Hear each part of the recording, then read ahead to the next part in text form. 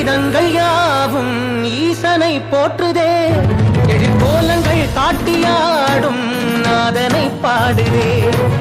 ஆரூரன் தந்த பாடல் அடியாரை போற்றுதே, அதில் காணும் நாயன்மாரின் பக்தியை பாடுதே.